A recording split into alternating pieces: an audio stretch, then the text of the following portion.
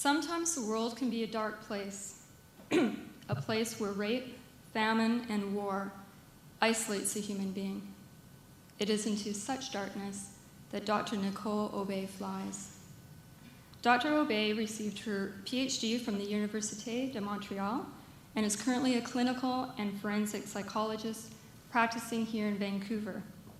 Recently, she received an award for distinguished contributions to the international advancement of psychology from the Canadian Psychology Association. A person with many passions, by far her greatest is Médecins Sans Frontières, or Doctors Without Borders, with whom she has worked in Chechnya, Congo, China, and most recently Haiti. Dr. Aube is another striking example that one person really can make a difference. A bright light in a sea of darkness.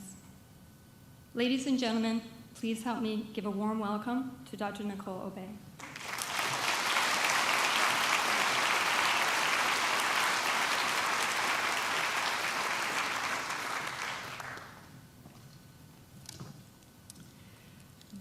Good evening, everybody. Bonsoir. Let's make a difference. How can we, simple people, everyday human beings, make a difference in the distress of this world? 6 years ago, I chose to bring my experience as a clinical and forensic psychologist to work with Médecins Sans Frontières, Doctors Without Borders. I've done 5 missions, as Lana mentioned to you, in Chechnya, Russia, Congo, South Africa, and recently 2 missions in Haiti.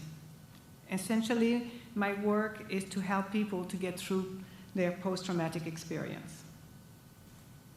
In one mission, I remember a woman coming to me and saying, "Doctor, how can I ever go on? How can I have a reason to live? I can never forget what happened to me." She told me that she and her daughter had been kidnapped by rebels with Kalashnikov. They were stripped, naked, and they had to walk 2 days through the jungle, carrying the rebels' goods. And then at destination, they raped her daughter before her eyes. Then they brutally killed her daughter, also in front of her. She was, this lady, eventually released, and now she was wondering why she should live. I have to say that initially I did not know what to tell her. Then I asked her, "How many children do you have?" And she told me 5. And I told her, "So you have 5 good reasons to live. You will probably never forget, but you will find a reason to live for them and for you, and to continue your route." I have hundreds of those stories. They're all precious for me. With this, let me just give you some figure about the distress of this world. 1 million of children do not eat every day. 18 million human beings died every year because of poverty. 33 million people are living with HIV/AIDS. There are 14 million of orphans of AIDS in Africa. 8,000 women were raped in Congo last year. While working in South Africa, I worked with several children, refugees from Zimbabwe.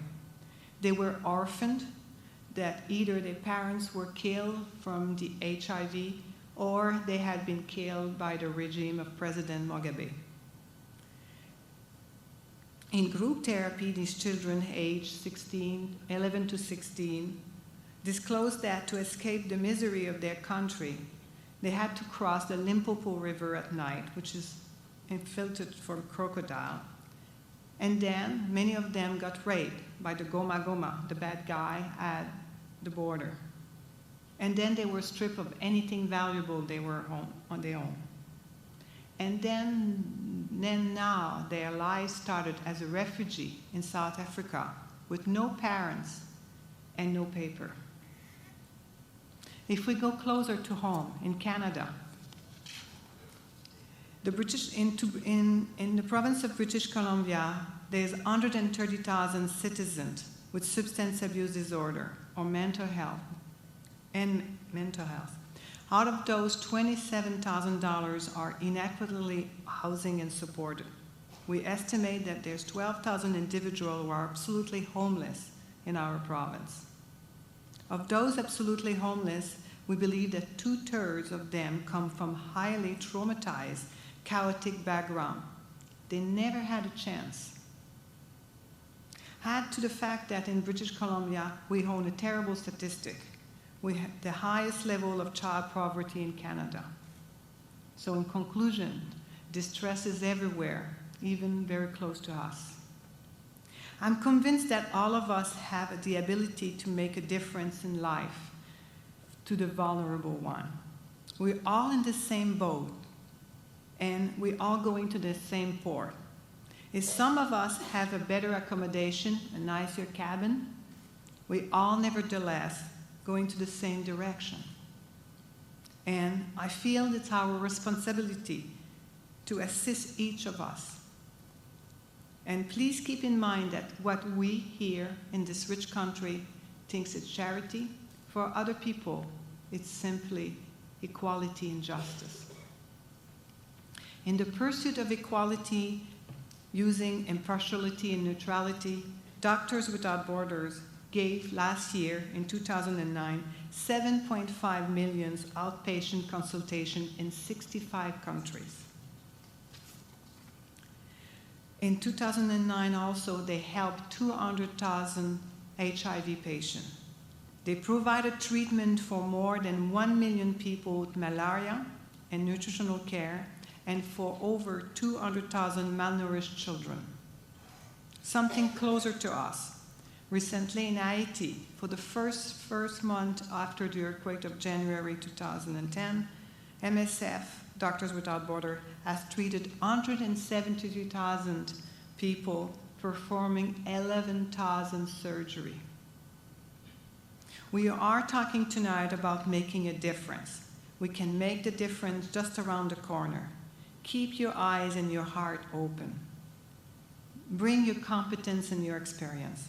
Every step you might take, smaller or bigger, is meaningful, not only to the growth of the planet, but to your own growth, to your enhancement. If some of us can go and provide support all across the world, further it starts here, in your home, in your backyard, in your neighborhood, in your village, in your city. I want to share with you one of the premises of my life that has been very vital. To give to others is a promise to receive and to feel inside, to fulfill inside. Do not deprive yourself, please. Please share with others. You will discover that when you make a difference in the life of somebody else, you will make even more difference in your life. Thank you for your attention.